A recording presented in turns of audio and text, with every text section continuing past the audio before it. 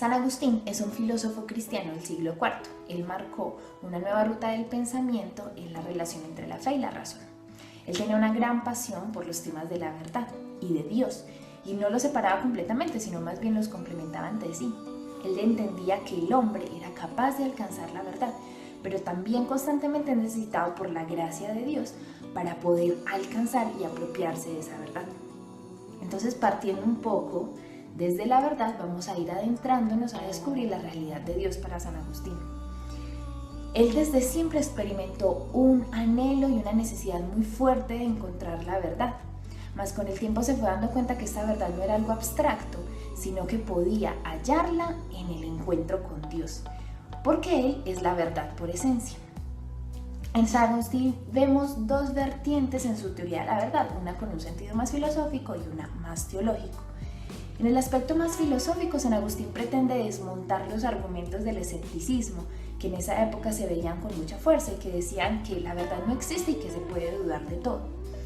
Por el contrario, él afirma que la verdad sí existe y que la podemos encontrar. Y esta afirmación la hacía partiendo de que la realidad existe y que existe con independencia de mi conocimiento de ella. Es decir, la experiencia del mundo sensible me da certezas. Y los sentidos podrían engañarnos, como decían los escépticos, de la naturaleza de las cosas, mas no de que sí existen.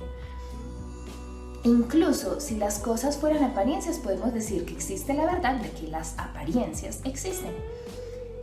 Y él también dice que no podría negar mi propia existencia, pues partiendo de una serie de preguntas puedo llegar a la conclusión de que yo pienso, entonces existe la verdad.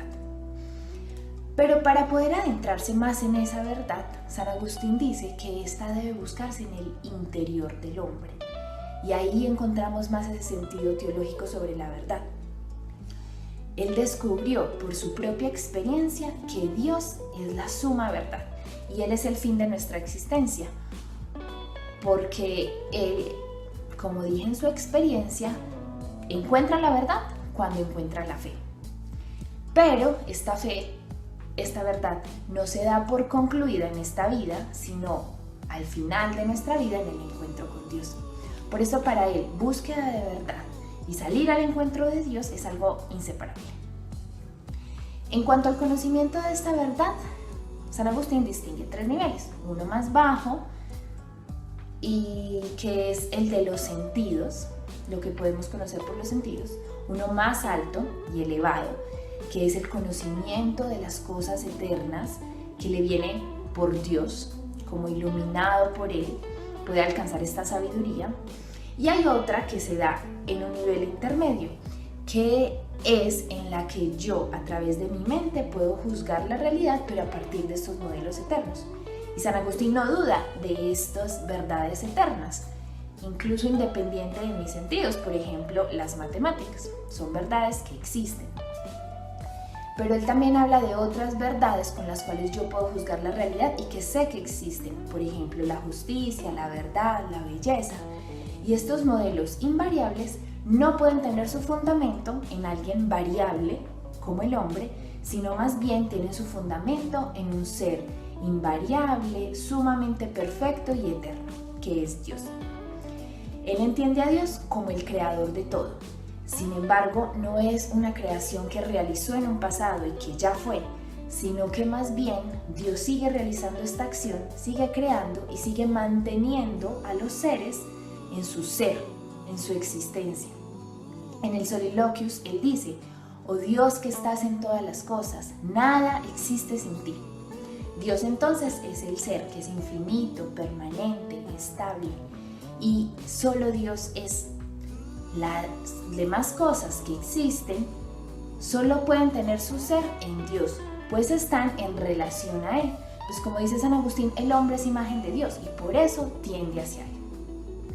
Y Dios no es solo el creador, sino que también es providencia, es el ordenador de todo y por su acción puede llevar las cosas, los seres a su fin, hacia Él. Pero en esto el hombre es libre y responsable de dejarse guiar por Dios. Mas si quiere alcanzar esta perfección, esta verdad, debe ser en Dios, conocer en Dios, vivir en Dios y desde Dios.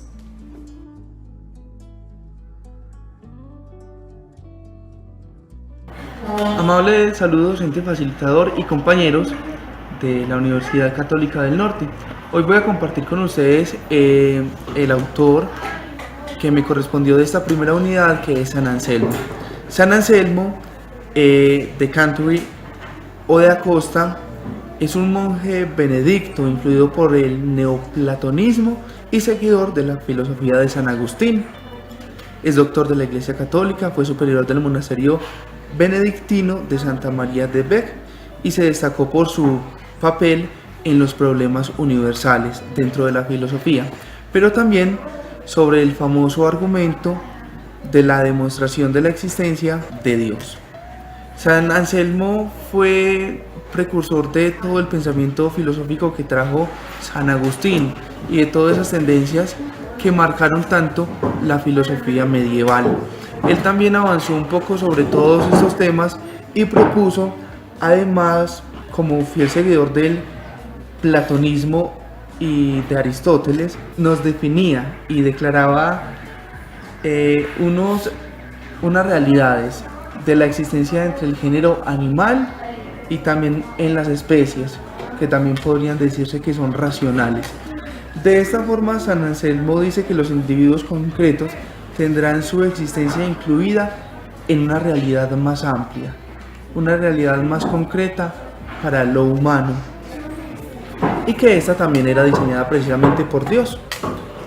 Además, aplica la doctrina sobre el problema del pecado original, donde intenta mostrar una reflexión de la existencia. Si pecaron los primeros padres, dice él, ¿cómo podemos hacer para que los demás no pequen si Dios precisamente nos creó? Él además aporta sobre la religión, la filosofía, la fe y la razón.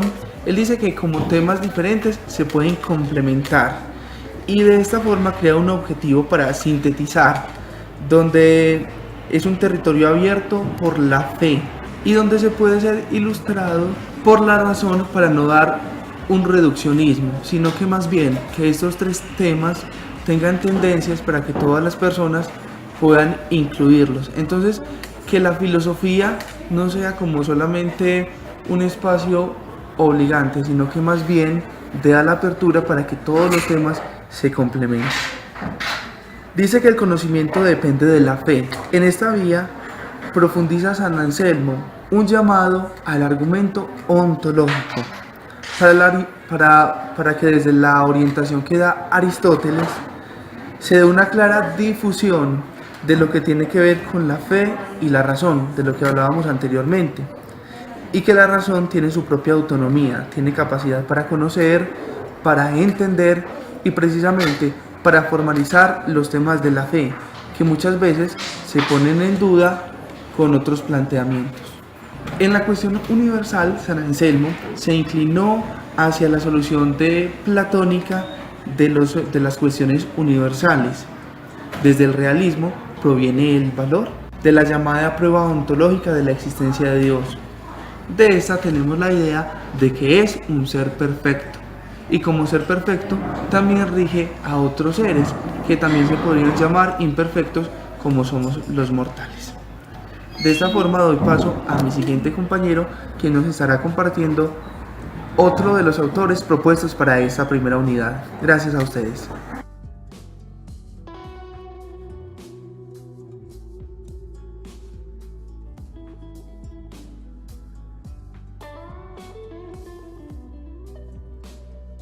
Mi nombre es Cristian Malpica, estudiante de Filosofía y Ciencias Religiosas, y para el día de hoy vamos a hablar acerca del pensamiento de Tomás de Aquino en cuanto a verdad y Dios.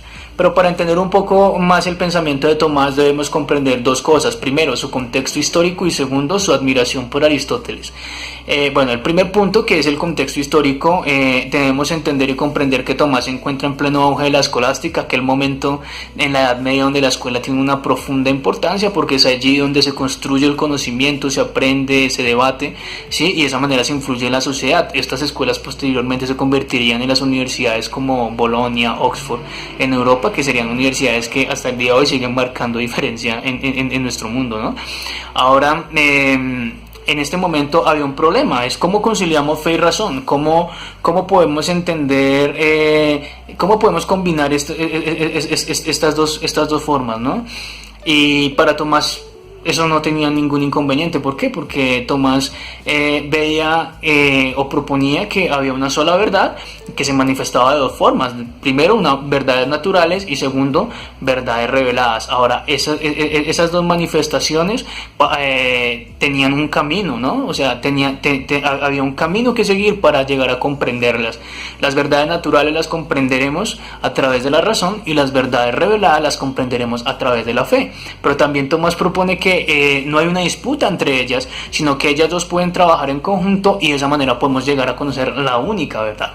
Eso es bastante interesante, porque siempre ha existido ese problema, ¿no? En la historia de la filosofía, en la historia del mundo moderno, siempre ha existido ese debate. Bueno, se puede usar fe y razón al mismo tiempo, una es compatible con la otra, o las dos se contradicen, pero para Tomás no hay ninguna contradicción entre ellas, sino que más bien se pueden ayudar entre ellas dos y conoceremos la verdad.